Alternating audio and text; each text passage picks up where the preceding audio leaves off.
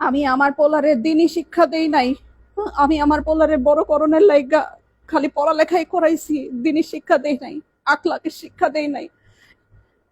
10-12টা coaching করাইছি, teacher রেখা পড়াইছি, স্কুলে নিছি, মাদ্রাসায় নেই নাই, কোরআনের শিক্ষা তারে দেই নাই। এর লিগেই আমার কপালে এই পরিণাম। আজকে বৃদ্ধাশ্রমের লিগেই আমার কপালে জুটছে।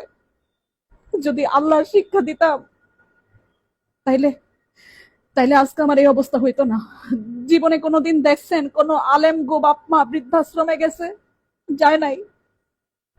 কোন আলেমের বাপমা বৃদ্ধাশ্রমে যায় না। যায় আমগো মতো যারা বাপমা স্বশিক্ষায় শিক্ষিত কইরা উচ্চতর ডিগ্রি দেই, তাগো পোলাপানরাই এক সময় বড় হইয়া চক্ষু ফুইটা যায়। আর তাগো পোলাপানরাই বাপমারে পাঠায় বৃদ্ধাশ্রমে। আর নাইলে সুদূরে গিয়া বইসা থাকে, বাপমার খেয়াল রাখে না, খালি নিজেরটা বুঝে।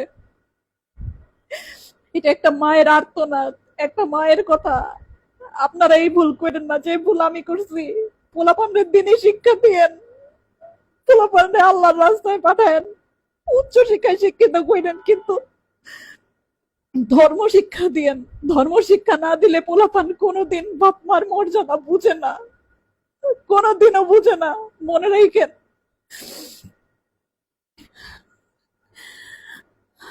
এই বুড়া বয়সে এখন বৃদ্ধাশ্রমে আইসি।